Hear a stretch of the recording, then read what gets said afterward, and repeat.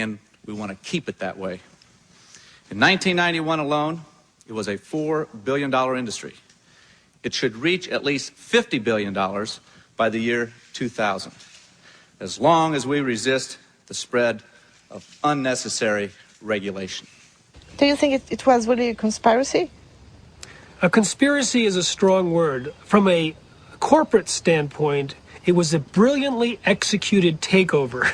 Early on, a gentleman by the name of Michael Taylor became the deputy administrator of the Food and Drug Administration right at the time that they were about to set out their policy.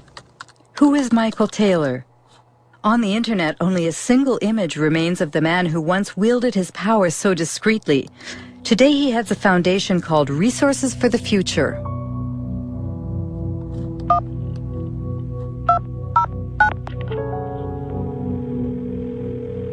Hello, Marie-Monique speaking. Hello, it's Mike Taylor.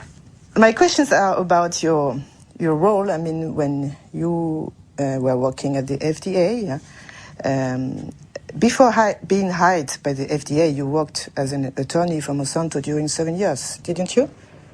Well, I was a partner in a law firm of which Monsanto was a client, and I worked on some Monsanto matters, yes.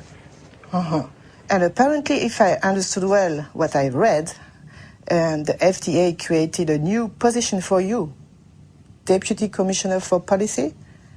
Well, because there was a special need at that time at the FDA because of the new GMOs. It had nothing to do with GMOs.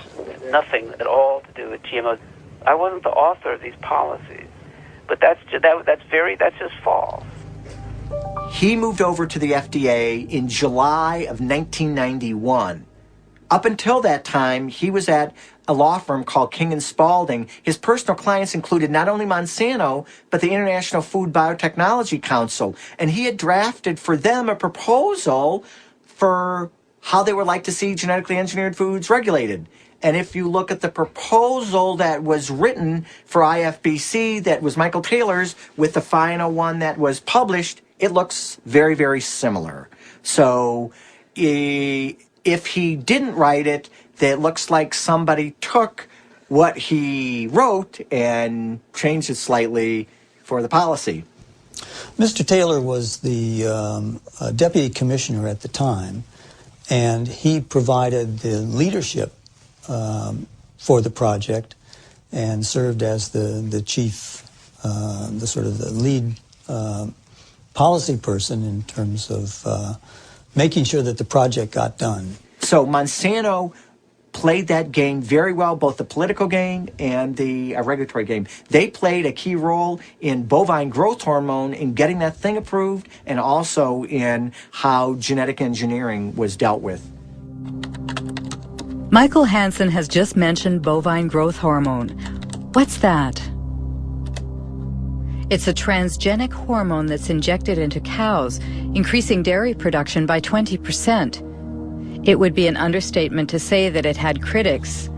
The hormone threatens our health. Deadly poison. Manipulation.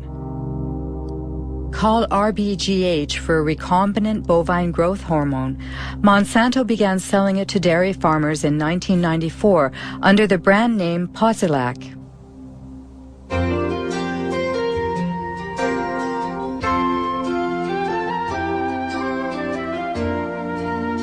Posilac is the single most tested new product in history. You'll soon see the dramatic results Posilac can offer you.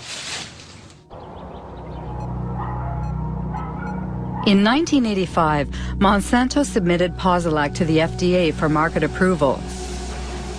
The experts at the FDA's Center for Veterinary Medicine reviewed the studies that the company had carried out on experimental herds. At the FDA, the veterinarian in charge of reviewing the data was Richard Burrows. In an interview, he stated that agency officials had suppressed and manipulated data.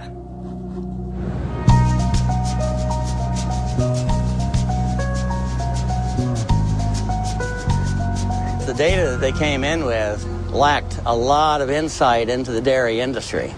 They didn't ask crucial questions about these diseases, and that is mastitis, which is infection of the mammary gland, and reproductive problems. So when the first data came in and that was missing, I said, all right, guys, you need to go back and get information. So that set it back probably 2 or 3 years. Did you warn the FDA about your concerns? They pretty much just sidetracked me. They pulled in, my boss pulled in other people that were closer to him, and I saw less and less of the data. Even the things I had asked for to be done, I didn't, like the mastitis studies, I never really got to see a lot of that because they figured, well, if you're in the way, we'll get you out of the way. You know, they sidetracked me. Eventually I was fired. One day I was escorted to the door and told that was it. I was done. Have you been threatened? Yes, mainly by the lawyers for Monsanto, because when I was going for my appeal, they told my lawyer that if I went in and revealed any company secrets in my defense, that they would sue me. In the end, the FDA was forced to reinstate this conscientious veterinarian. He eventually resigned, disheartened. On the internet, there's also talk about files that were stolen from the FDA and sent to Dr. Samuel Epstein, who heads the Cancer Prevention Coalition.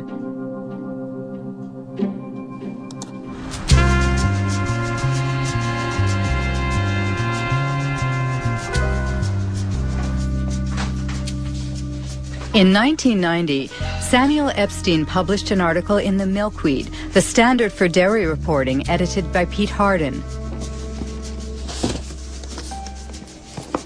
The scoop was based on the secret documents that the two men scrutinized. One morning, I came in, I think in October of that year, I came into my office and found a great big box of documents.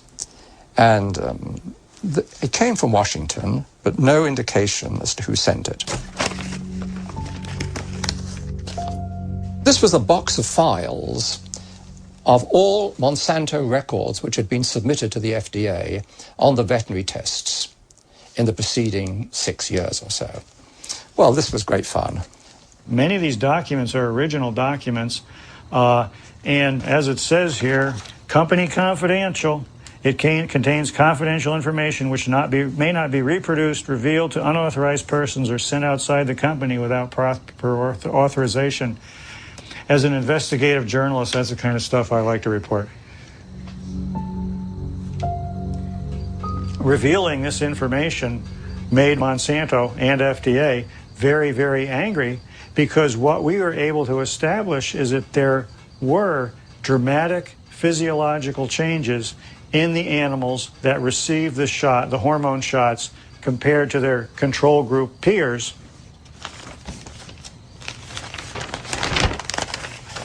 For example, we see the ovaries of the cows receiving the synthetic hormone in the different treatment groups were, for the right ovaries, 34% larger, 42% larger, and 44% larger. Elsewhere in the stolen files, it shows how there were severe problems with the reproduction of these treated animals. The data is conclusive. We provided the data, the raw data, and summary data, is peer-reviewed data not done by us, to support the submission. Every health authority who has looked at bovine somatotropin has found that it is completely safe for consumers. For Monsanto, the hormone is not only safe, it is actually beneficial for consumers. Because the chemical composition of the milk is not altered as a result of Posilac, the manufacturing and taste properties do not change. It's untrue or lie, whatever adjective you want to use. It's a very different product. It's a very, very different product in many, many ways. First of all, as there's a high incidence of mastitis in the cows, there'll be pus in the milk.